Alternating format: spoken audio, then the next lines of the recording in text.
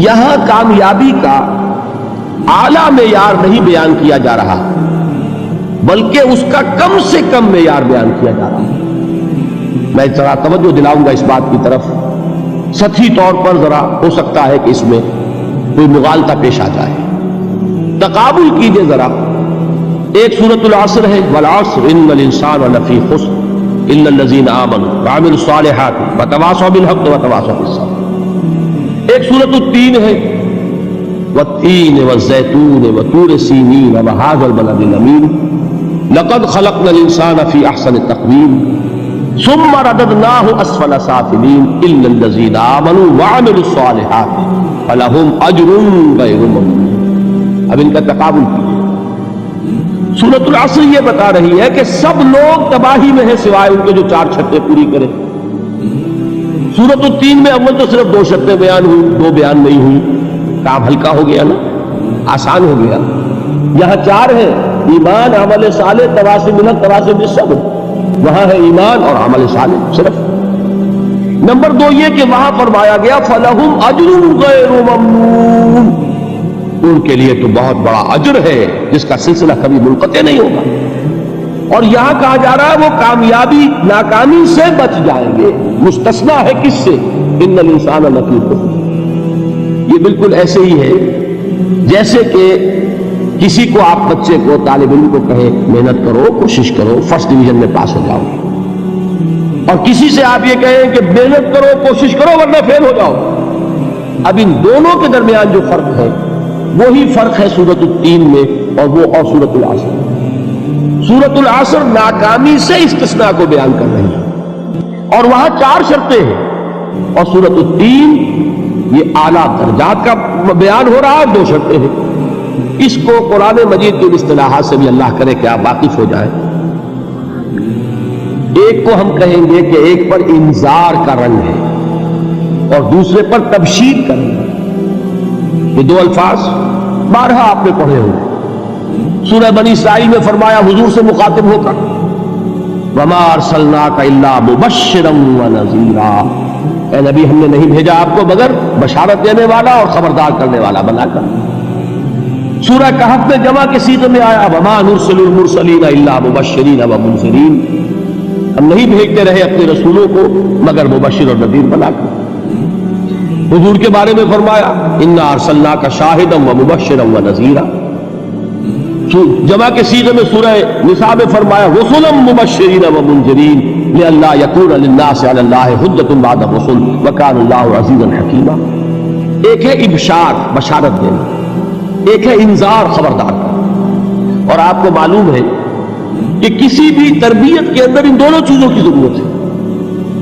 کبھی ایسا ہوتا ہے کہ ڈانٹ ڈپٹ کی ضرورت پیش آتی ہے، دھمکی کی ضرورت پیش آتی ہے، باز آ جاؤ، اپنے رویے کو درست کرو ورنہ پکڑ ہوگی، سزا ملے گی۔ کبھی آپ شاباش دو، ہمت کرو، گھبراؤ نہیں، تمہارے اندر صلاحیت ہے، مایوس نہ ہو، ہمت تمہاری کیوں جواب دے رہی ہے، تم بڑے ذہین ہو، محنت کرو، بڑے اعلیٰ درجات ملیں گے۔ قرآن مجید میں یہ دونوں رنگ ہیں جو اختیار کیے، ایک تبشیر کا رنگ ہے، ایک انذار کا رنگ ہے۔ سورۃ العصر میں انذار کا رنگ ہے، خبردار، تمام انسان ہلاکت اور بربادی کا نوالا بننے والے ہیں سوائے ان کے جو 4 شرطیں پوری کریں۔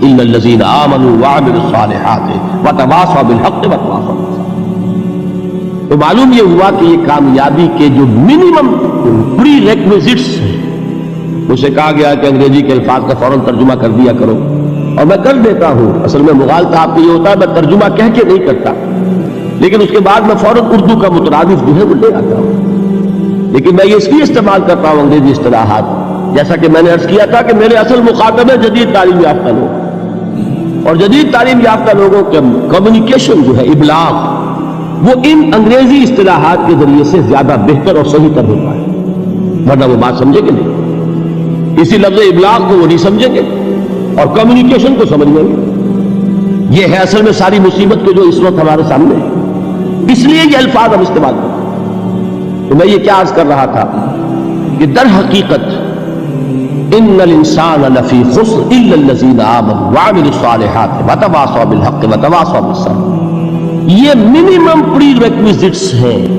کم سے کم لوازم ہے نجات کے، ان سے کم تر پر نجات کا کوئی سوال نہیں، اس لیے کہ قسم کھا کر اللہ فرما رہا ہے، زمانے کی قسم ہے، تمام انسان خسارے میں ہے سوائے ان کے جو 4 شرطیں پوری کریں۔ تو تیسری چیز ذہن میں یہ رکھیے، یہ چاروں شرطیں لازم ہیں، یہ بہت اہم نکتہ ہے۔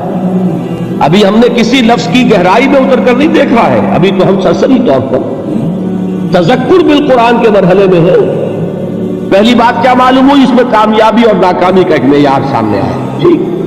نمبر 2، یہ کامیابی کے کم سے کم شرائط کا بیان، منیمم ریکوائرمنٹس۔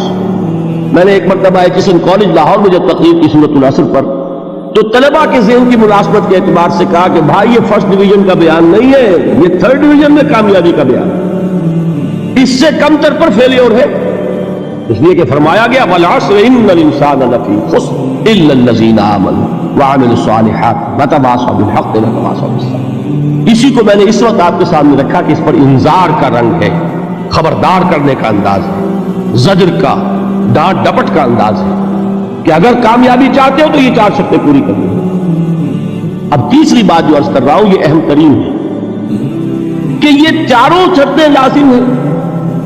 اگر اللہ تعالیٰ نے کامیابی کے لیے 4 شرطیں بیان کی ہو تو سوچئے، کیا مجھے یہ اختیار ہے کہ ان میں سے 1 کم کر دوں، 2 کم کر دوں، 3 کم کر دوں؟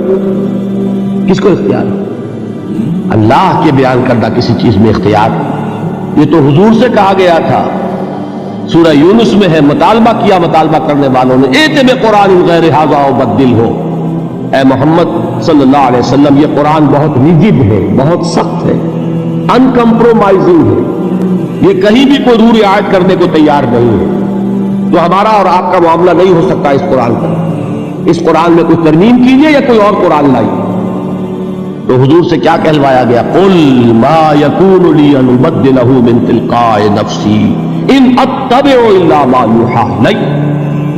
اے نبی ان سے کہہ دیجئے میرے لیے ہرگز ممکن نہیں ہے کہ میں اس قرآن میں اپنے جی سے کوئی ترمیم کر دوں، کوئی تبدیلی کر دوں، میں تو خود پابند ہوں اس کا جو مجھ پر وحی کیا جاتا ہے، سب سے پہلے میں خود اس پر عمل کرنے والا ہوں، میں خود اس کا پابند ہوں۔